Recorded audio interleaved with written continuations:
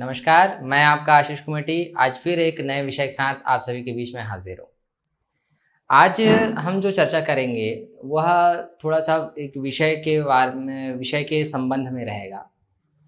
इतिहास, यानी कि अतीत का बीता हुआ सच। एक परिभाषा के तौर पर जब मैंने इसे अपने इंटरव्यू में बताया था, तो जब इंटरव्यू बोर्ड के जो मेंबर थे, उन्होंने 2 बार इस लाइन को दोहराया था, मुझे एक बार और कहने को कहा था। प्रश्न पूछा गया कि इतिहास क्या है? मैंने उत्तर दिया था कि इतिहास जो है वह अतीत का बीता हुआ सच है। ये मैंने उनको आंसर किया था, तो जो बोर्ड मेंबर्स थे उन्होंने ये दोहराया था। लेकिन अतीत का बीता हुआ सच किस तरीके से है? इतिहास क्या है? और इतिहास को की रोचकता अध्ययन में कैसे लाया जाए, इन सारे सवालों का जवाब आज के इस वीडियो में शामिल होंगे। आज हम ध्यान से देखेंगे कि इतिहास क्या है, उसे कैसे पढ़ा जाता है।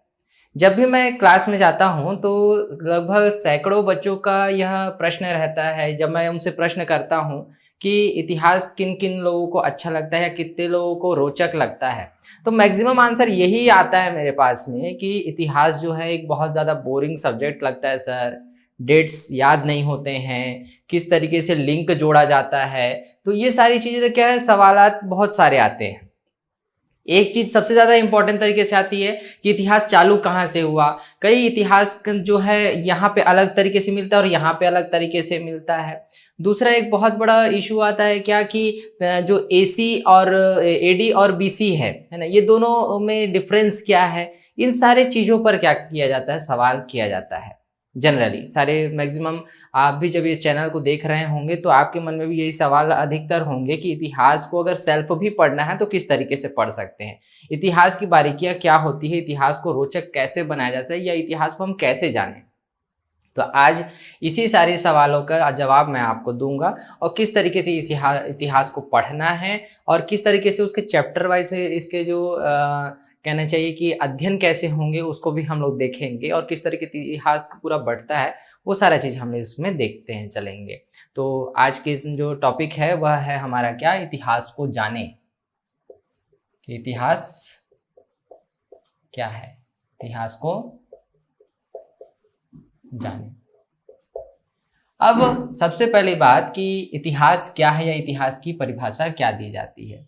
आज यहाँ के इस टॉपिक में हम लोग जो कवर करने जाएंगे, बेसिकली सबसे पहले हम देखेंगे कि इसकी परिभाषा क्या है,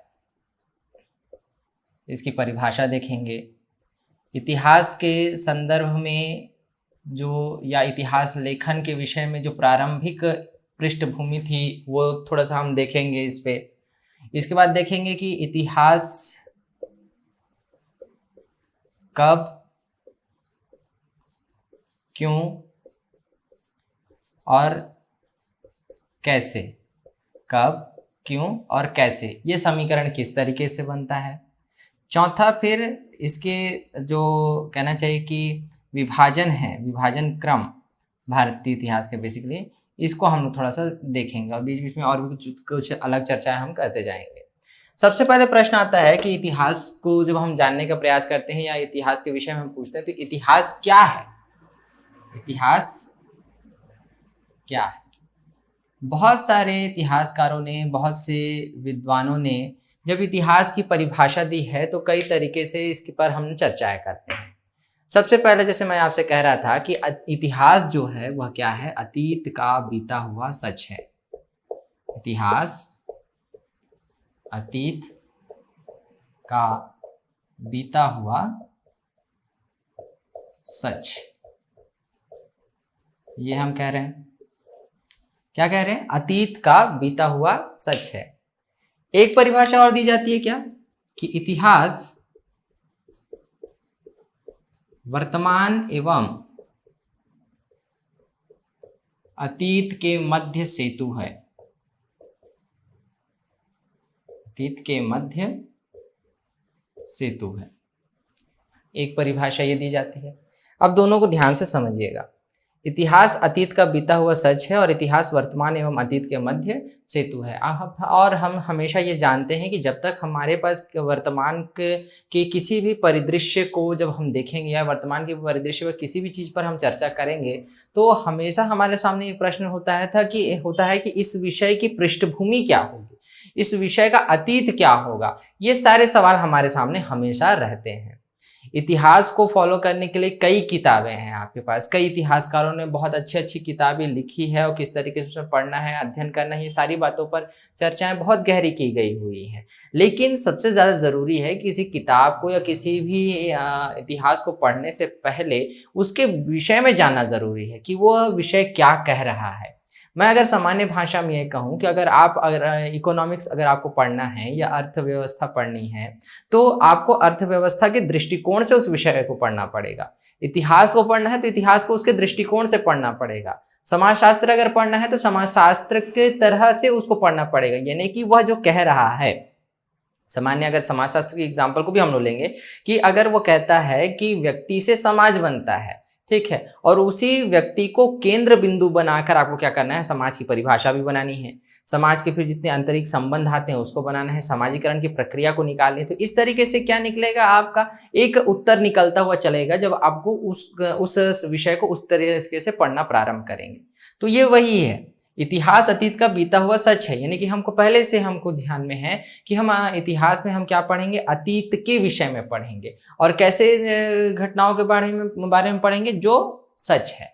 ठीक है, अब इसमें हर घटना को भी पढ़ना है क्या, ये भी एक विषय बनता है। ठीक, लेकिन इतिहास के विषय में हम जब जानेंगे या इतिहास को जब हम परिभाषित और करेंगे तो क्या मिलता है हमको, इतिहास या इति धन आस, ठीक, इसका अर्थ होता है अतीत का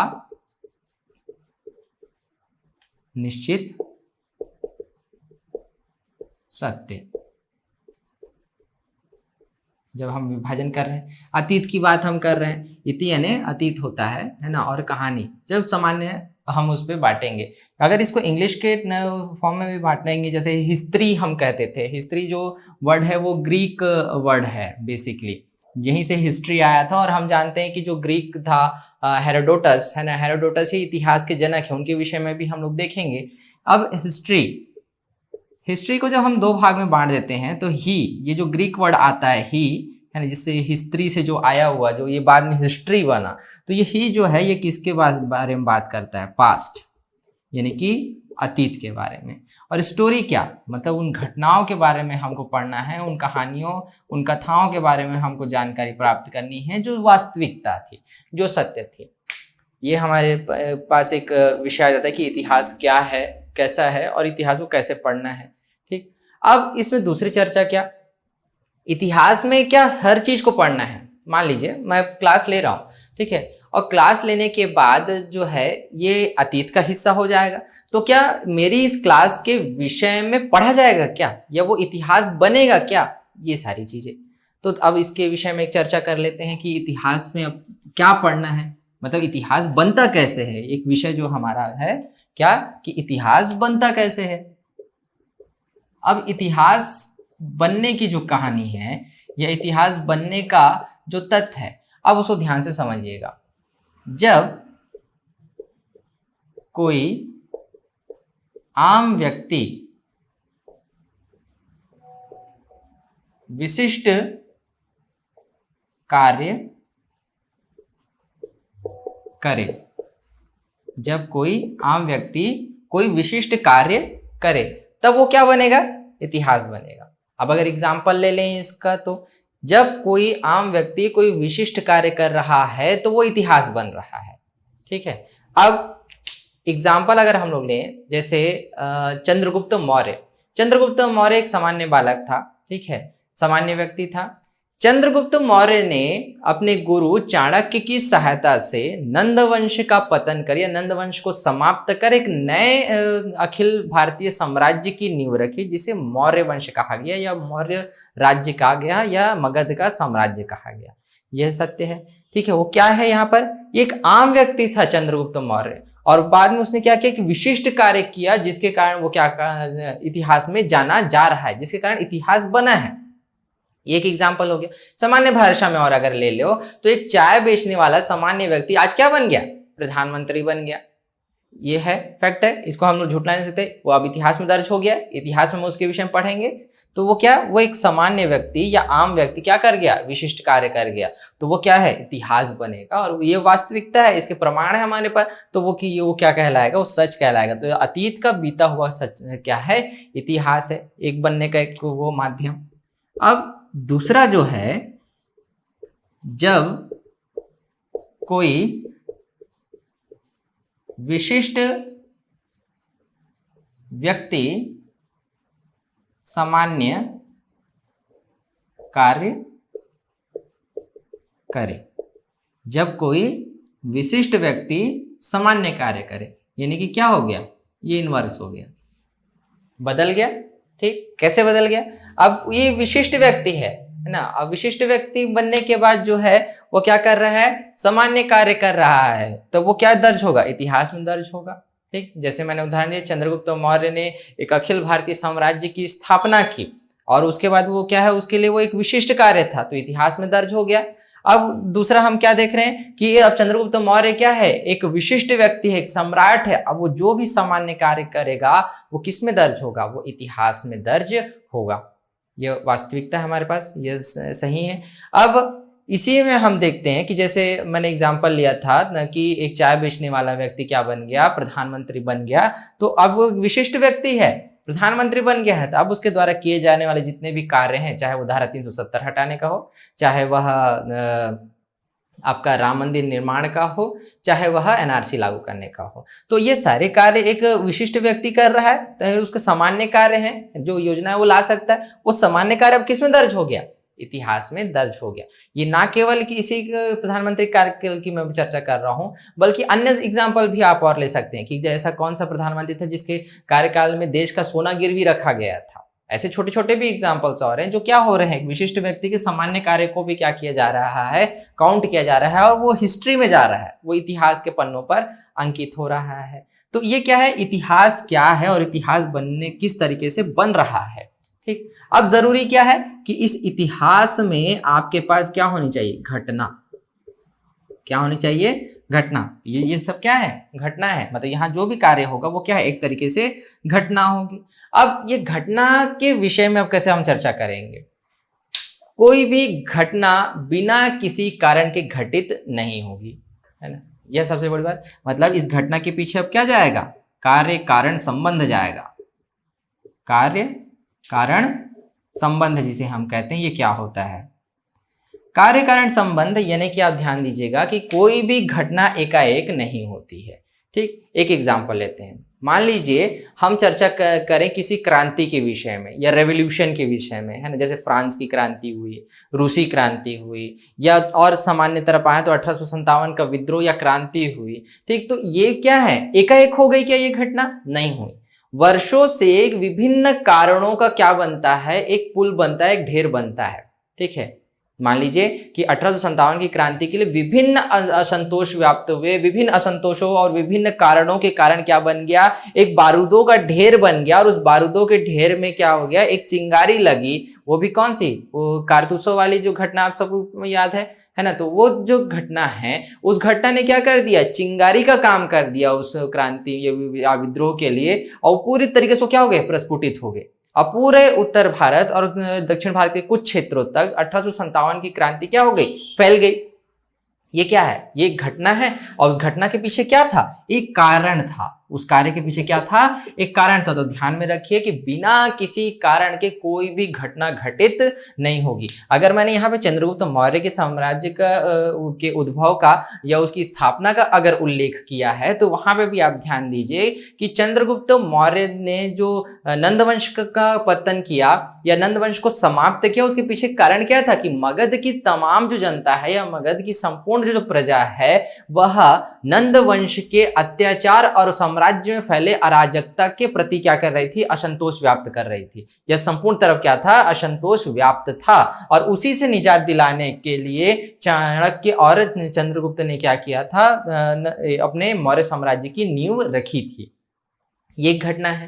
ठीक, तो ये घटना के पीछे हमेशा क्या होगा, कार्य कारण संबंध बनेगा, तभी क्या होगी, कोई घटना होगी। और घटना से फिर जुड़ेगा एक और क्या चीज, आपका जियोग्राफी। अब सर इतिहास पढ़ रहे हैं तो जियोग्राफी का क्या रोल, ठीक है, कैसे, प्रत्येक विषय के बीच में क्या होता है, संबंध होता है। मान लीजिए हम एक सामान्य चर्चाएं करें और सामान्य चर्चा के दौरान ये कहें कि जैसे जियोग्राफी के विषय में, जैसे मैंने यहाँ पे एक मेंशन किया जियोग्राफी है ना, तो इसके विषय में ये संबंध कैसे इतिहास के, तो जब तक कोई भी जियोग्राफिकल बाउंड्री नहीं होगी, कोई भौगोलिक सीमा नहीं होगी, कोई क्षेत्र नहीं होगा, तब तक घटना कहाँ से होगी। ठीक, क्षेत्र आएगा, क्षेत्र के साथ में कुछ कारण आएंगे और कारण आने के बाद फिर क्या होगा आपका, तो घटना घटेगी। ठीक है, और वो घटना अगर स्पेशल कंडीशन में आते हैं, इन कंडीशंस में, तब वो क्या बनेगा, इतिहास बनेगा। ठीक, तो यहां तक हम देख रहे हैं। इसी तरीके से ना केवल जियोग्राफिकल बल्कि और अलग विषयों के साथ में भी इतिहास का गहरा संबंध है, जिसको हम इतिहास लेखन जब चर्चा करेंगे ना भाई, यहाँ पर इतिहास का क्यों कैसे और इतिहास लेखन का, तो यहाँ पे हम और थोड़ा सा इसको डेप्थ में एनालिसिस करेंगे किस तरीके से ये होता है।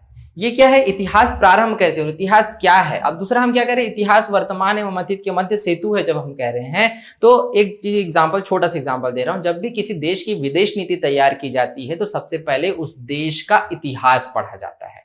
ठीक है, ध्यान दीजिएगा मैंने क्या कहा आपको, जब भी किसी राष्ट्र की विदेश नीति तैयार की जाती है तो सबसे पहले क्या किया जाता है, उस राष्ट्र के इतिहास के पन्नों को खंगाला जाता है, इतिहास को देखा जाता है कि संबंधित राष्ट्र से हमारे संबंध अतीत में कैसे थे। तो ये क्या बन गया, आपका एक पुल बन गया, मतलब अतीत से लेकर वर्तमान के बीच में एक आपको कनेक्शन मिल रहा है, एक कनेक्टिविटी मिल रही है, एक पुल बन रहा है, जिसके माध्यम से हम क्या करते हैं, ये अध्ययन कर पाते हैं और आगे बढ़ पाते हैं। मतलब अतीत का ज्ञान होगा तभी तो हम आगे बढ़ पाएंगे। तो अब ये क्या है, ये अतीत, इतिहास वर्तमान एवं अतीत के मध्य क्या है, सेतु है, ऐसी चर्चाएं हैं। अब हम दूसरा क्या देखें कि इतिहास कैसे बनता है, तो जब कोई आम व्यक्ति विशिष्ट कार्य करे तो वो क्या बन रहा है, इतिहास बन रहा है। जब कोई विशिष्ट व्यक्ति असामान्य कार्य करे तब वो इतिहास बन रहा है। और इतिहास बनने के लिए आवश्यक क्या है, घटना है, और उसके लिए घटना होने के लिए क्या जरूरी है, कार्य कारण संबंध आवश्यक है। और घटना घटित होने के लिए दूसरे फैक्टर सबसे ज्यादा क्या जरूरी है, जियोग्राफी, क्योंकि जियोग्राफी और इतिहास का जो संबंध है बहुत गहरा है। बिना जियोग्राफिकल बाउंड्रीज के हम इतिहास की परिकल्पना नहीं कर सकते। अगर क्षेत्र ही नहीं होगा तो इतिहास भी नहीं बनेगा। अब हम इसमें दूसरा क्या देखते हैं, ये इतिहास क्या है। ठीक, अब हम दूसरा जो प्रश्न है जो अधिकतर एग्जाम में पूछता भी है ऑब्जेक्टिव टाइप से, तो उस पर हम अब दूसरा फोकस कर लें कि इतिहास के अब जनक कौन है और इतिहास का लेखन कहाँ से प्रारंभ हुआ। इतिहास के जनक, इतिहास के जनक हम सभी जानते हैं कौन है, हेरोडोटस है।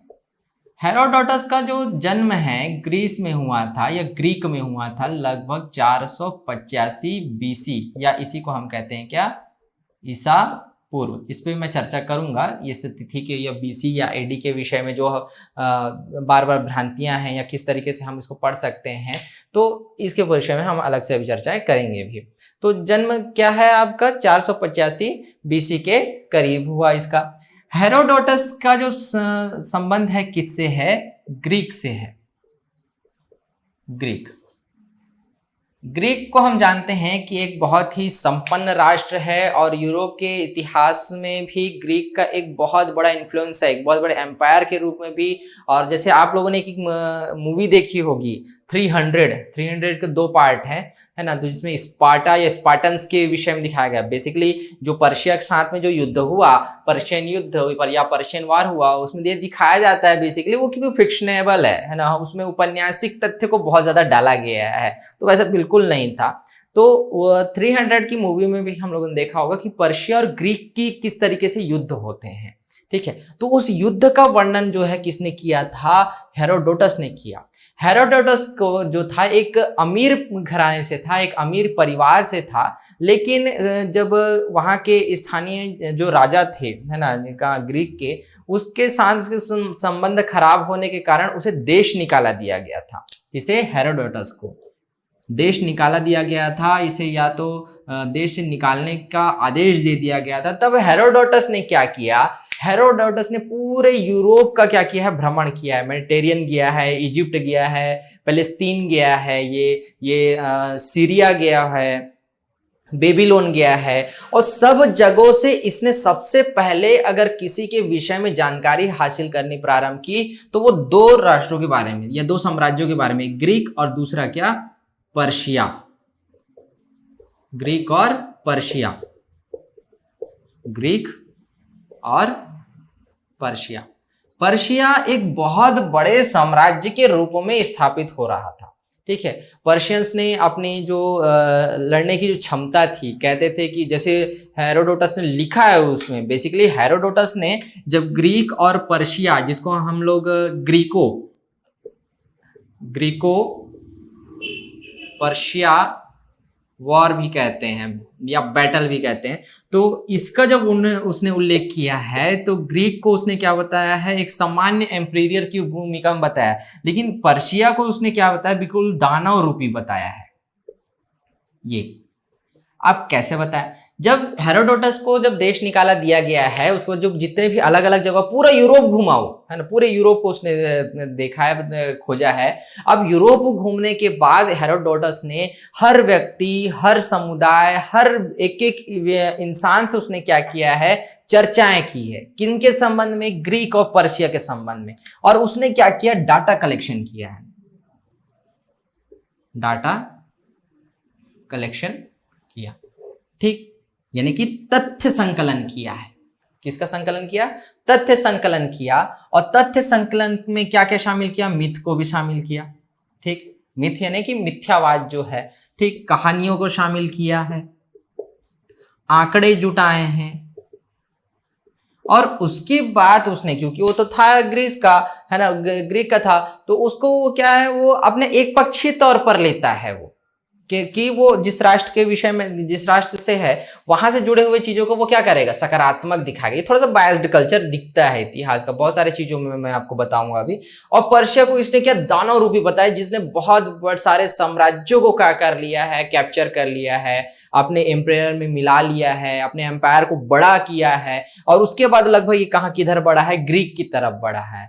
तो ग्रीक और जो पर्शिया का जो वॉर है, लगभग इसका जो टाइम पीरियड था 499 टू 479 बीसी के आसपास तक ये चलता रहा, यानी 499 से लेकर 479 ईसा पूर्व तक वो चलता रहा, ठीक है। तो उसके बाद में समाप्त हुआ जब पर्शिया के लोगों या पर्शियंस ने ये मान लिया कि हम क्या नहीं कर सकते हैं, कि ग्रीक को अब जीत नहीं सकते, और ग्रीक से हम अब क्या नहीं कर सकते, अपनी लड़ाई लड़ नहीं सकते, तब जाकर पर्शिया के लोगों ने क्या किया है, यहाँ हार मानकर उस युद्ध को समाप्त किया है बेसिकली। तो जो ग्रीक और पर्शिया का जो ये युद्ध था, इस युद्ध का संपूर्ण वर्णन किसने किया, हेरोडोटस ने किया। इसकी किताब का नाम है द हिस्ट्रियंस,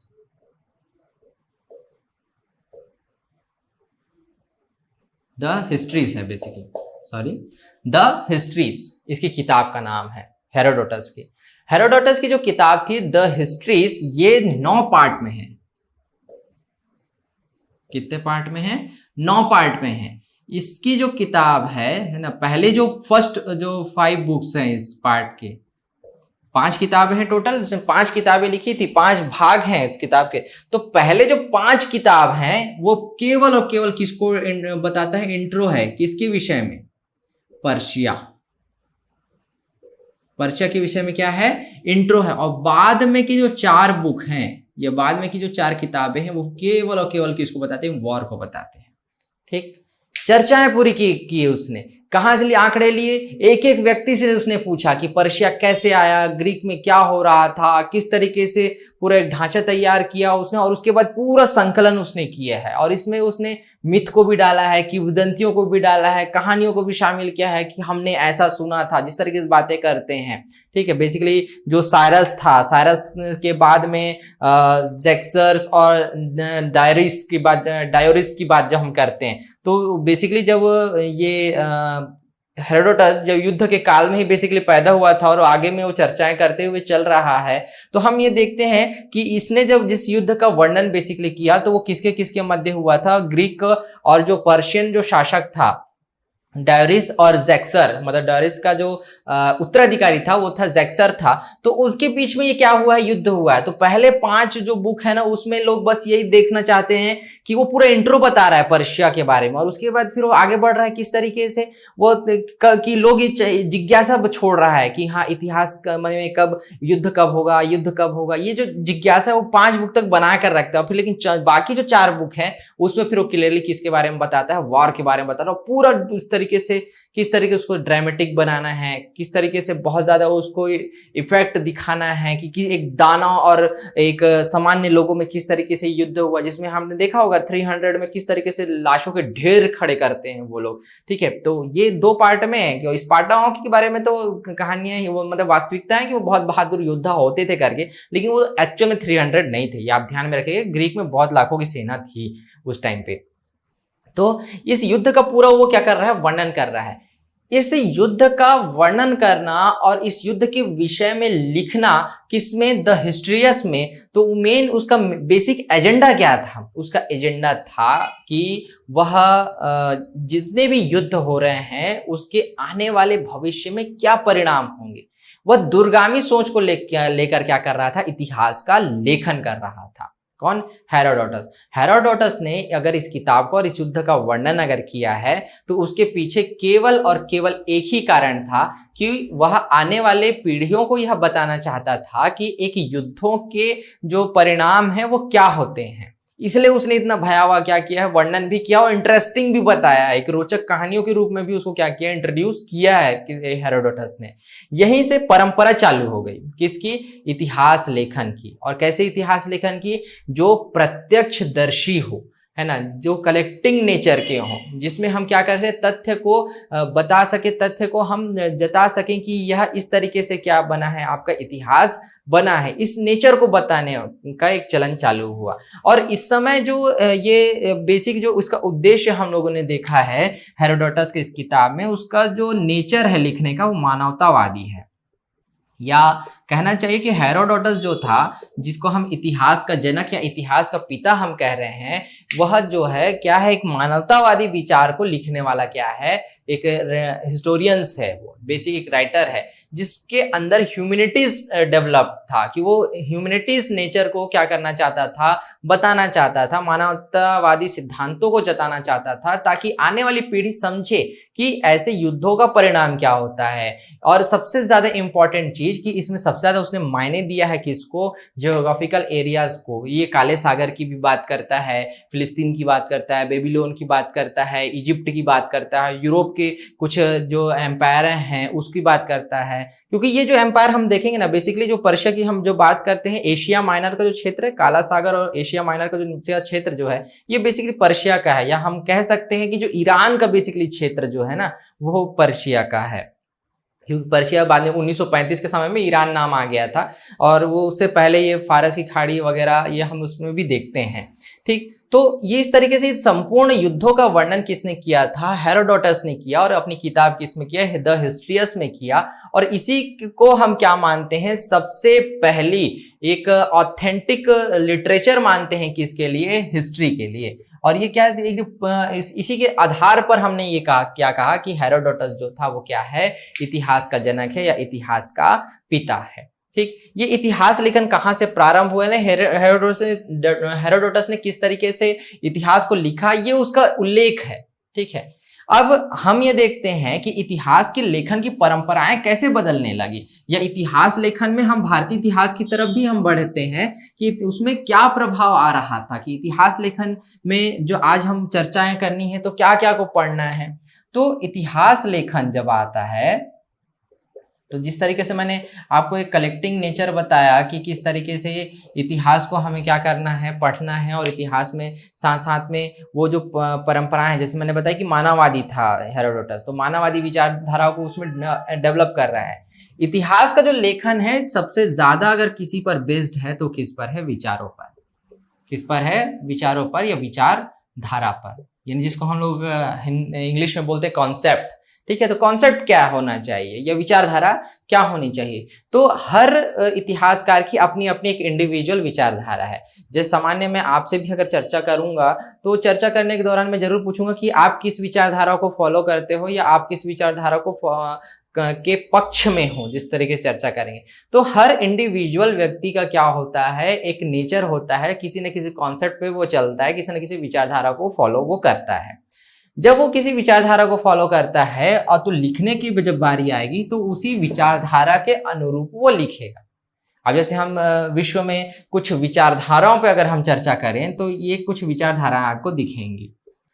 अब हम यहाँ पे देखेंगे कि विचारधाराओं का जो प्रभाव पड़ रहा है, तो इसमें सबसे पहले क्या, एक पूंजीवादी विचारधारा। पूंजीवादी विचारधारा जो बेसिकली हमको जिस देश के इतिहास लेखनों में देखने को मिलता है, तो एक अमेरिका और दूसरा ब्रिटेन, यानी कि यूरोप के अधिकांश जितने भी बड़े साम्राज्यवादी राष्ट्र रहे उनमें हमको क्या देखने को मिलता है, ये पूंजीवादी विचारधारा देखने को मिलती है।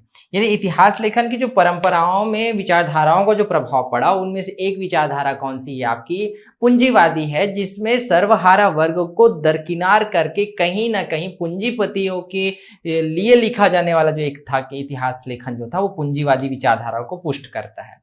ऐसे ही यही इसी पूंजीवादी विचारधारा के चलते ही साम्राज्यवादी विचारधाराओं ने जन्म लिया और इसी के बाद उपनिवेशवाद आया है, जिसमें हम कॉलोनिज्म को देखते हैं, उपनिवेशवाद, जहां से जितने उपनिवेश बनने चालू हुए उन सब चीजों को हम देखते हैं।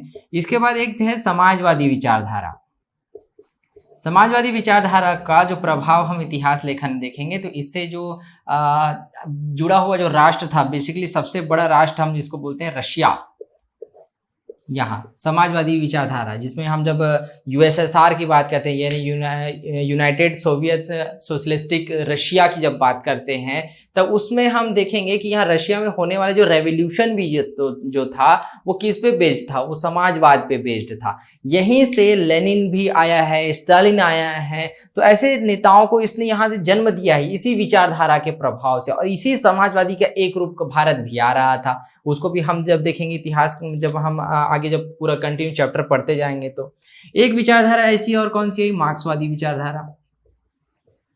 मार्क्सवादी विचारधारा जिसमें वर्ग संघर्ष की बात करते हैं, सर्वहारा वर्ग की बात करते हैं हम लोग, वर्ग संघर्ष, जिसमें आगे चल के बड़ा बदलाव आया है इसी मार्क्सवाद से, जिसमें हम देखते हैं कि माओवाद भी शामिल है। माओवाद के साथ जिसको हम बेसिकली बोलते हैं कम्युनिस्ट या कम्युनिज्म या वामपंथ, ये सारे जो फैक्टर्स हैं इतिहास लेखन में ये भी शामिल हुआ है।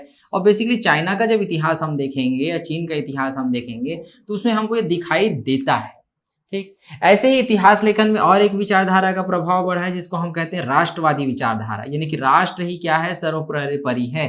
तो इसमें हम किसको देखते हैं, जापान के इतिहास पर जब हम नजर डालेंगे तो जापान में जब द्वितीय विश्व युद्ध के बाद जो भयावह, जो कहना चाहिए कि जो घटना हुई थी हिरोशिमा और नागासाकी की, उसके बाद भी हम देखते हैं कि जापान में जिस तरीके से गतिशीलता आई, जिस तरीके से उसका विकास हुआ, उसमें राष्ट्रवाद क्या था, सबसे बड़ा फैक्टर था जापान के लिए। आज भी हम देखते हैं कि जापान एक अग्रणी राष्ट्र है जिसमें राष्ट्रवाद सबसे ज्यादा क्या हुआ है, भरा हुआ है।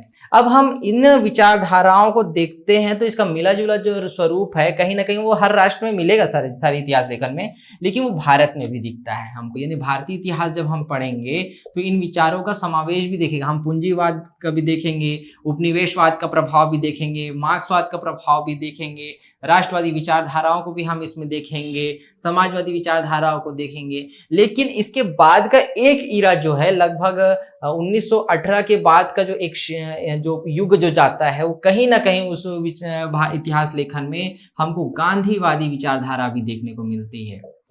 गांधीवादी विचारधारा, ये गांधीवादी विचारधारा जो हम बात कर रहे हैं, ये गांधीवादी विचारधारा न गांधीयन कॉन्सेप्ट पे नहीं है, मतलब बेसिकली जो ये कहना चाहिए कि गांधी को प्रमोट नहीं करता, लेकिन गांधी के जो कहना चाहिए कि उसका जो स्वप्न रहा है कि कुटीर उद्योगों से भरा जो भारत है, हस्तशिल्पों की जहां बात करता है, गाँव की तरफ वो बढ़ता है ना, ये इस तरीके से जो एक ग्रामीण अर्थव्यवस्था को डेवलप करने वाली जो बात करता है गांधी, और जिस तरीके से उसका एक मूवमेंट जो है वह एक जन आंदोलन आंदोलन बन रहा है, राष्ट्र के लिए किस परिप्रेक्ष्य में बात कर रहा है, ये सब में जो एक गांधीयन फिलॉसफी जो आई, गांधी दर्शन जो आया, उस विचारधारा का प्रभाव भी भारतीय इतिहास लेखन में हम लोग को देखने को मिलता है। और इसी के साथ साथ अनेक जितने भी जो संबंध हैं, कहना चाहिए कि जितने विषय हैं उनके साथ में भी संबंध जुड़ते हुए इतिहास लेखन की परंपरा क्या हुई, बढ़ती चली गई।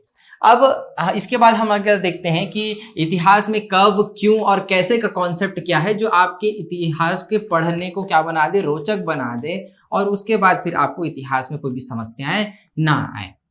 तो इस इतिहास में जो ये प्रश्न उठता है, ये जो कॉन्सेप्ट है कब, क्यों और कैसे, इस परंपरा को अगर आप समझ गए या इस कॉन्सेप्ट को आप समझ गए तो आपके लिए इतिहास बिल्कुल इजी हो जाएगा। अब एक सामान्य उदाहरण के तहत हम देखते हैं कि इतिहास, जब भी आप कोई पत्रिका पढ़ रहे हैं या कोई मैगजीन्स पढ़ रहे हैं या फिर आपको ये मान के चलिए कि कोई न्यूज़ आप पढ़ रहे हैं दैनिक समाचार पत्र वगैरह के माध्यम से, एक न्यूज़ पढ़ने के बाद जब भी आप उसमें किसी घटना का उल्लेख रहता है तो उस घटना को किस तरीके से एक जो रिपोर्टर है कैसे प्रेजेंट कर रहा है, उस घटना को प्रेजेंट करने के तरीके में क्या शामिल होता है कि वो घटना कब हुई, ठीक, वो घटना क्यों हुई, और तीसरा क्या, वो घटना कैसे हुई। इसी कॉन्सेप्ट पे क्या है, हमारा इतिहास बेस्ड है, कब, क्यों और कैसे, कब, क्यों और कैसे। अब इतिहास में मान लीजिए कोई घटना, किसी घटना के बारे में बता रहे हैं हम, या जैसे मैंने बताया कि कोई भी घटना एकाएक नहीं होगी। अब कोई क्रांति के बारे में हम बात करें या रेवोल्यूशन के बारे में हम जब बात करेंगे, तो जब कोई क्रांति या रेवोल्यूशन होगा तो उसके लिए कारण भी शामिल होंगे, ठीक। तो कारण घटना हो रही है, अब इस घटना की चर्चा करना है तो ये घटना कब हुई। लाइक एग्जाम्पल 1857 की क्रांति, 1857 की क्रांति, इसके विषय में जब हम पढ़ेंगे तो उस समय भी डिटेल से बताऊंगा कि 1857 की क्रांति और विद्रोह में क्या फर्क है। क्योंकि यह क्रांति हम तब कहते हैं, या रेवोल्यूशन का अर्थ होता है जब परिवर्तन आता है। 1857 की क्रांति को जब इतिहासकारों ने लिखा या उसको ये टाइटल दिया है तो उन्होंने कुछ जो परिवर्तन हुए उस परिवर्तन को क्या किया है, शामिल करते हुए इसे क्रांति कहा। कुछ लोगों ने इसे क्रांति ना मानते हुए विद्रोह कहा है, और बेसिकली विद्रोह था ये, है ना, तो एक विद्रोह कहा है। तो विद्रोह का स्वरूप क्या होता है कि उसमें कोई बड़ा परिवर्तन शामिल नहीं होता है। तो ये कुछ फैक्ट जो है इसके विषय में हम पढ़ेंगे अलग से। तो ये क्या हो गया, कब हो गया, तो अपने को 1857 की क्रांति पढ़ना है तो 1857 में हुआ, ठीक है, और कब हुआ ये एक दिमाग में बैठ गया। दूसरा क्यों, तो क्यों में हम क्या पढ़ेंगे, उसके कारणों को पढ़ेंगे। अब फिर कैसे, तो इस क्रांति के विस्तार के विषय में हम पढ़ेंगे।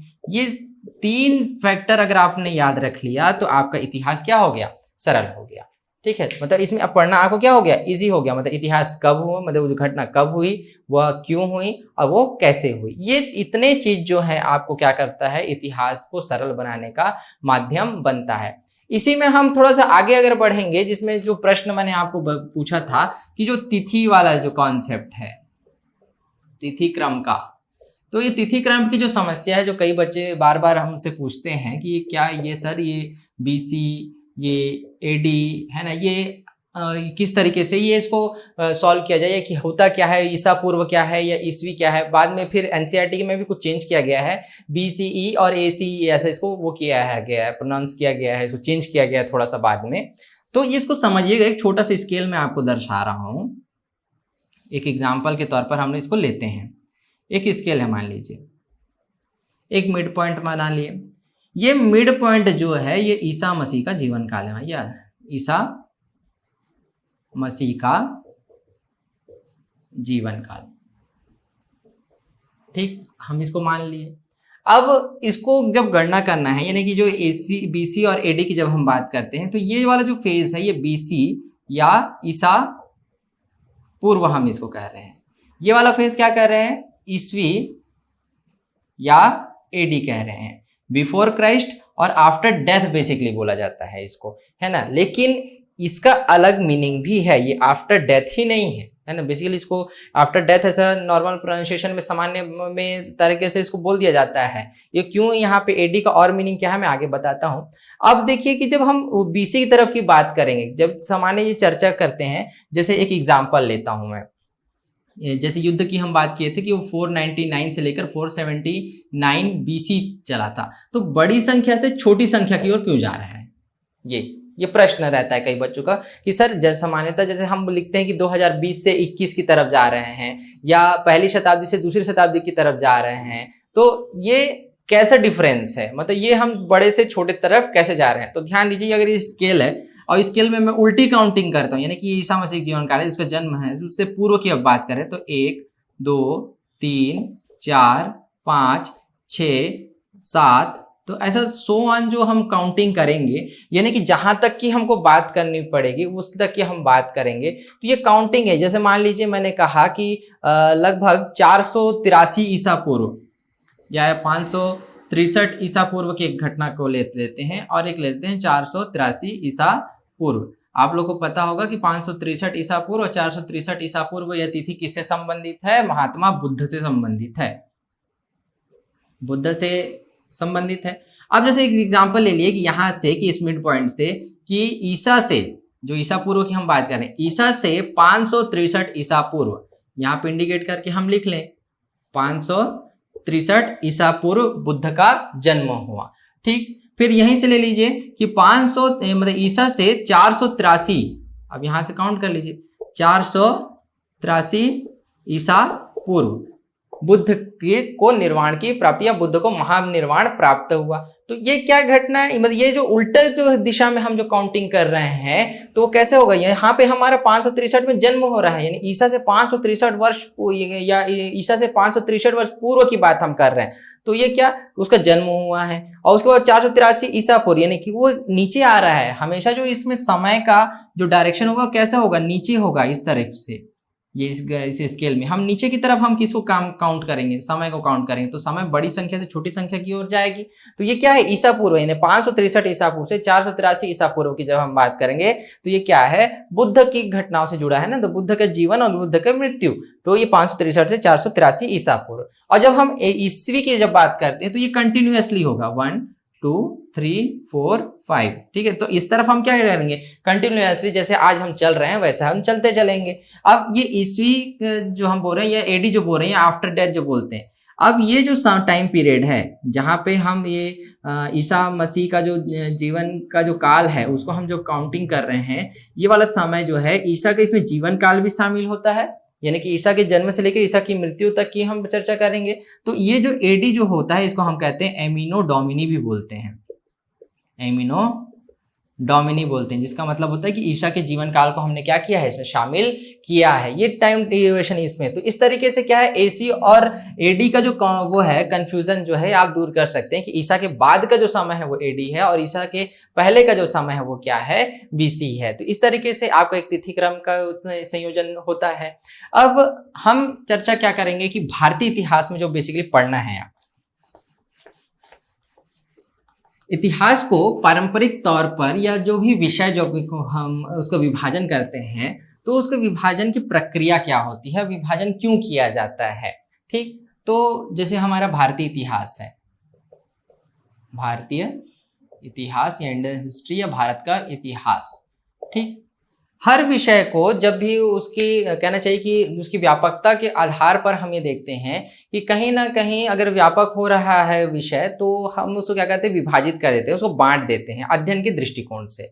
तो इतिहास जैसा भी एक जो बड़ा व्यापक जो सब्जेक्ट था उसको भी क्या किया गया, अध्ययन के दृष्टिकोण से बांट दिया गया। और भारतीय इतिहास को अध्ययन के दृष्टिकोण से 3 हिस्सों में बांटा गया। एक था प्राचीन इतिहास या एंशिएंट हिस्ट्री, जिसको हम लोग बोलते हैं एंशिएंट हिस्ट्री, ठीक, प्राचीन भारतीय इतिहास या प्राचीन इतिहास, एंशिएंट हिस्ट्री।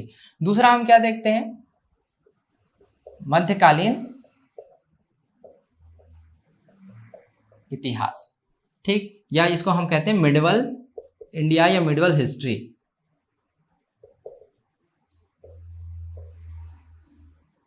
ठीक, और उसके बाद आता है क्या, आधुनिक भारत या आधुनिक इतिहास।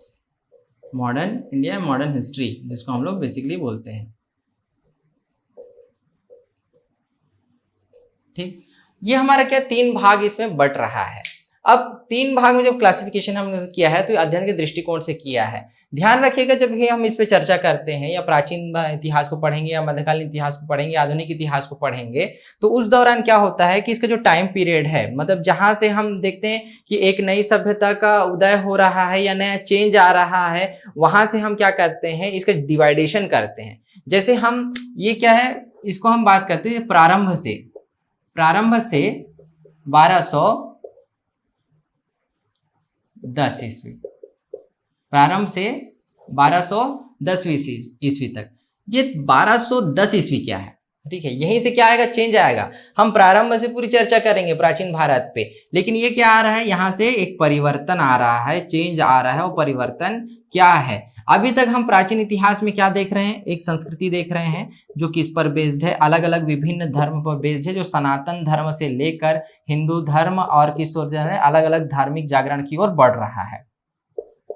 ठीक, जिसमें अलग अलग शासक वर्गों को देख रहे हैं, क्षेत्रीय राजवंशों को देख रहे हैं, अखिल साम्राज्य की स्थापना को देख रहे हैं, ये सब इसमें हम देखेंगे, ठीक है, इस चैप्टर में। तो अब जब यहाँ पर हम परिवर्तन देख रहे हैं, तो अभी तक जो एक हिंदू कल्चर या हिंदू संस्कृति या सनातन संस्कृति या ब्राह्मणवाद हम देख रहे हैं, तो यहाँ से अब क्या आ रहा है, नया चेंज आ रहा है। अब नया चेंज क्या आ रहा है, यहाँ पर मुस्लिम संस्कृति का प्रादुर्भाव हो गया, या इस्लामिक संस्कृति या इस्लाम संस्कृति यहाँ पर शामिल हो गई। अब यहीं से फिर क्या चालू हो रहा है, 1210 से लेकर 1526 ईस्वी। ठीक, ये डिवाइड फिर होगा, ठीक, जब हम मिडल इंडिया देखेंगे या फिर चैप्टर जब स्टार्ट करेंगे तो इसको डिवाइड करके और बताऊंगी, और डिवाइड होगा या लगभग 1210 से लेकर ये 1526 का एक ही सेशन मैंने बताया, ये लगभग 1757 जाएगा आपका, सॉरी 1210 से 1526, और ये 1526 से लेकर 1757, यानी कि बैटल ऑफ प्लासी तक हम इसको काउंट करते हैं बेसिकली। ये इसलिए कर रहा हूँ कि ये आधुनिक भारत का भी कुछ हिस्सा बनता है इसमें से, नहीं तो हालांकि 1764 तक हम या फिर 1857 तक हम इसको बेसिकली ले जा सकते हैं मिडवल पीरियड को। तो ये एक टाइम पीरियड होगा किसका, सल्तनत का, सल्तनत काल का, जिसमें सुल्तान की हम बात करेंगे। ये वाला काल किसका है, मुगलों का या मुगल काल। इसमें हम बात करेंगे किसकी, बादशाह की। यहां सुल्तान होगा और यहां कौन होगा, बादशाह होगा। एक इजी वे में कैसे याद रखा जाएगा और किस तरीके से बनेगा, मैं पूरा आप लोग को अलग से जो अब चैप्टर स्टार्ट होने जाएंगे तो उसमें मैं बताऊंगा। अब मॉडर्न इंडिया में भी चेंज आएगा, मॉडर्न इंडिया को मैं थोड़ा सा अलग से डिस्क्राइब करता हूं आपको, है ना। मॉडर्न इंडिया में या आधुनिक भारत में अब हम जो चेंज देखेंगे वो कहाँ से आएगा, अब नई संस्कृति आ रही है फिर से।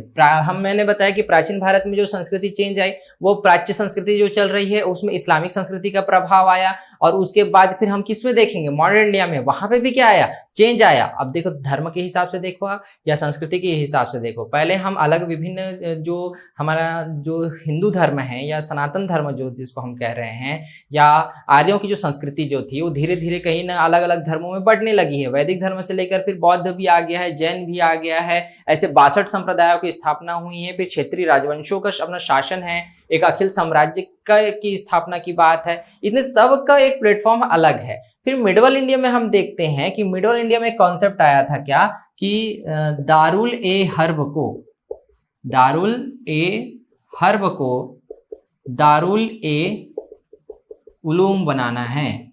हर्ब का मतलब होता है काफिर या काफिरों का देश, ठीक, और उलूम का मतलब होता है इस्लाम, ठीक। तो काफिरों के देश को क्या बनाना है, इस्लाम का देश बनाना है। ये कॉन्सेप्ट लेकर जब आक्रमणकारी आए हैं तो मध्यकालीन भारतीय संस्कृति में हम क्या देखते हैं, इस्लाम का प्रभाव देखते हैं। और उसी दौरान जब हम इस्लाम की चर्चा करेंगे तो और जब संस्कृति के तरफ हम थोड़ा सा और बढ़ेंगे तो उसमें एक कल्चर और हमको क्या मिलेगा, इंडो इस्लामिक कल्चर का, क्योंकि वो क्या हो रहा है, समन्वय हो रहा है उसमें। अब वो शासन कहाँ कर रहे हैं, भारत में कर रहे हैं, तो हिंदू और मुस्लिम दोनों को की संस्कृति को क्या हो रहा है, मिलाया जा रहा है। तो यहाँ पे हम क्या इंडो इस्लामिक संस्कृति और इस्लाम की संस्कृति को देखेंगे। लेकिन इसके बाद जब 1757, बेसिकली हम उसको 15वीं शताब्दी से भी लेना चालू करते हैं, 16वीं शताब्दी के दौर से भी ले लो आप, कोई दिक्कत नहीं है। तो आधुनिक भारत की जब चर्चा करेंगे, आधुनिक भारत की या मॉडर्न इंडिया की, तो मॉडर्न इंडिया में जो चेंज आ रहा है, ये चेंज फिर अलग तरीके से है। इसमें अब किसका प्रभाव आ रहा है? ईसाइयत का, ईसाई धर्म का प्रभाव। मतलब संस्कृति क्या हो रही है, फिर से चेंज आ रही है। यहाँ पे अब किसका प्रभाव होगा? वास्को डी गामा आया है, तो वास्को डी गामा के साथ में ना केवल व्यापार की कुछ तकनीकें आई या व्यापार ही नहीं आया, उसके साथ साथ में यूरोप के अन्य देश भी आना चालू हुए। और सबसे बड़ी बात कि इस साम्राज्य में, जिसको पुर्तगालियों ने लिया, जिसको अस्तादो द इंडिया भी बोला गया था, इस साम्राज्य में सबसे ज्यादा अधिकार किसका हुआ? ईसाइयत का हुआ, धर्म का हुआ। ठीक है, और ये किसके संचालन में चल रहा है? पोप के संचालन में चल रहा है, पोप की मान्यता मिल रही है। फिर इसी कड़ी में आपका ब्रिटेन आ रहा है, आपके डच आ रहे हैं, आपके फ्रांसीसी आ रहे हैं, आपके डेनिश आ रहे हैं। तो इस तरीके से क्या है, ईसाइयत का प्रभाव अब कहाँ बढ़ने लगा? अब भारत में बढ़ने लगा है। ये ना केवल भारत में बल्कि उन सारी कॉलोनी में बढ़ने लगा है जहां जहां पर जितने यूरोपीय जो शक्तियां हैं या इस्लाम को मानने वाली जो शक्तियां हैं, सॉरी ईसाइयत को मानने वाली जो शक्तियां हैं, उनका प्रभाव बढ़ा उन कॉलोनियों में। ये हमको यहाँ पर क्या मिले देखने, ईसाई धर्म का प्रभाव बढ़ रहा है, ईसाई धर्म का प्रचार हो रहा है, यूरोपियों का आगमन होगा।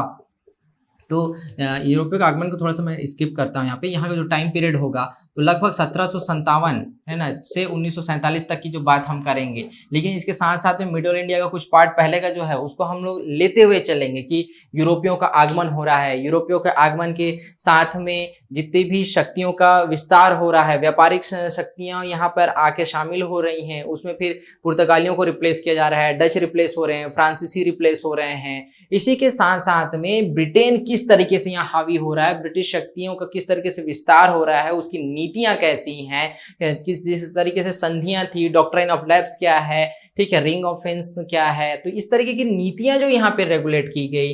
इसी के साथ साथ में जितनी आर्थिक जो सुधार की जो बात हुई या आर्थिक बंदोबस्त की जो बात हुई, बेसिकली सुधार तो वो था नहीं, वो क्या था, एक माध्यम था क्या कि भारतीय जनता को किस तरीके से लूटा जाए, किस तरीके से रेवेन्यू जनरेट किया गया। तो ये जो अंग्रेजी सत्ता का जिस तरीके से क्या हुआ, अधिकार हुआ, फिर एक ब्रिटिश कॉलोनी यहाँ बनने चालू हो गई, ब्रिटिश साम्राज्य यानी ब्रिटिश भारतीय भूभाग की बात करते हैं हम लोग यहाँ पर। उसकी बात इनकी बंदोबस्त प्रणालियां, इनके लॉर्ड, इनके जनरल, इनके गवर्नर्स की बात की करेंगे।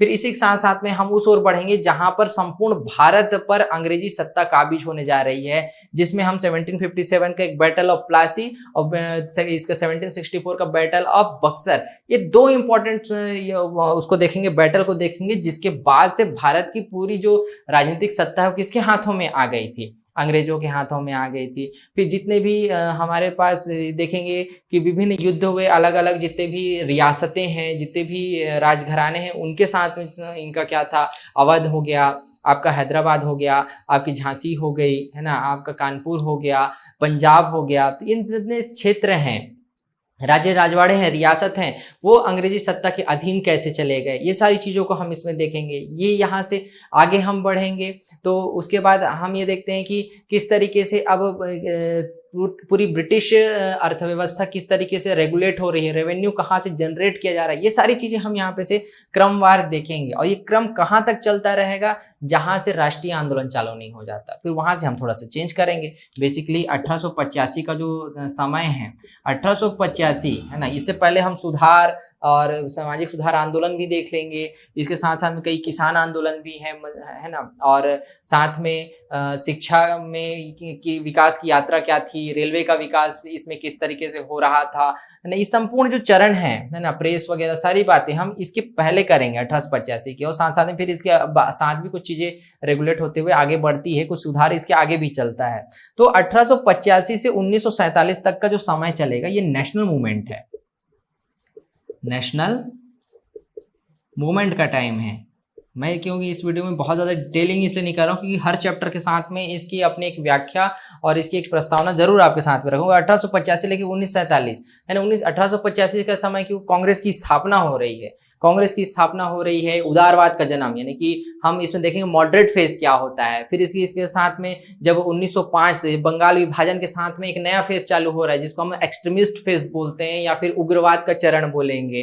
ठीक, 1905 से लेकर हम कब तक चलेंगे, 1915 तक चलेंगे, जहाँ पे होम रूल की बात उसके बाद से चालू होती है। बाल गंगाधर तिलक का नेतृत्व आता है। 1915 से एक नया चेंज आएगा, 1915 से 1947 तक में एक नया कॉन्सेप्ट आएगा जिसे हम क्या कहते हैं, गांधीयन ईरा कहते हैं। तो उसमें पूरा गांधी को हमको देखना है कि किस तरीके से गांधी ने एक छोटे से आंदोलन को एक मास मूवमेंट बना दिया है, एक जन आंदोलन बना दिया है। उसके मुद्दे क्या हैं, वो किस तरीके से असहयोग कर रहा है, किस तरीके से सविनय अवज्ञा की बात कर रहा है, किसी तरीके से वो सुधार की बात कर रहा है, और किस तरीके से अंतिम चलते चलते कुछ क्रांतिकारी आंदोलन को भी हमको देखना है, कुछ मजदूर आंदोलन वगैरह भी हैं, किसान आंदोलन भी इसमें शामिल हैं, और अंतिम पड़ाव जो है कि भारत के विभाजन की पृष्ठभूमि किस तरीके से लिखी जा रही है, पाकिस्तान का विभाजन क्यों हुआ, सांप्रदायिकता का विकास क्यों हुआ, ऐसे तमाम चरण। क्योंकि हम इसके बाद देखेंगे 1905 का बंगाल विभाजन है, 1906 मुस्लिम लीग की स्थापना हो रही है, 1907 में कांग्रेस का सूरत का विभाजन हो रहा है,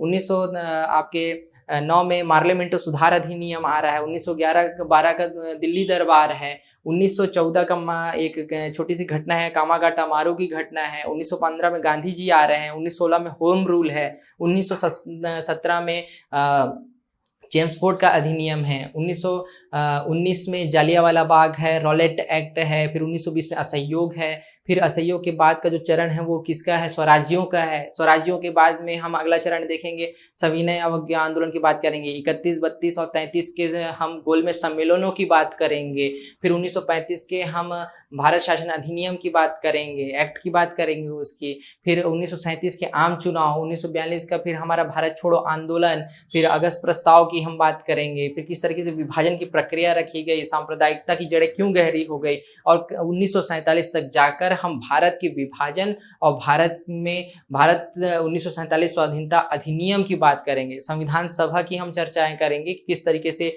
देशी राजे राजवाड़ों को भारत में विलीनीकरण किया गया। तो इतनी चर्चाएं लगभग हम करेंगे, और कहीं ना कहीं ये ग्राफ जो हम कहाँ तक खींचेंगे, 1950 तक खींचेंगे, जो गुट निरपेक्ष आंदोलन तक आपका शामिल भी होता है। तो इस तरीके से क्या है, इतिहास का ये क्रम विभाजन भी होगा आपका, इस आधार पर हम उसको कैसे पढ़ेंगे, ये सारी चर्चाएं आज के हम इस वीडियो में हमने किया है। इसके अलावा भी आपकी कोई समस्याएं होंगी, कोई डाउट होगी, तो उसको हमारे जो कमेंट बॉक्स है उस पर आप हमको लिख भेजिए, और इतिहास से जुड़ी जो भी समस्याएं हैं उससे आप मुझे डायरेक्ट कॉन्टेक्ट कर सकते हैं, चाहे टेलीफोनिक हो चाहे सोशल मीडिया के माध्यम से हो, आपको पूरी जानकारी मिलेगी। इतिहास के विषय में मेरा अपना अनुभव है, अपनी सलीके से पढ़ने की तरीके हैं, उन तरीकों को मैं आपसे साझा भी करूंगा। लेकिन ध्यान रखिए, किसी भी विषय को पढ़ने से पहले उस विषय को समझना क्या है बहुत ज़्यादा ज़रूरी है। अगर ये आप इस चैनल को देख रहे हैं है ना, इस वीडियो को आपने देखा है, तो प्लीज़ इस वीडियो को लाइक भी कर सकते हैं और सब्सक्राइब कर सकते हैं, और कुछ भी आपको लगता है कि कोई समस्या है तो उसमें हमको कमेंट बॉक्स में बता भी सकते हैं। धन्यवाद।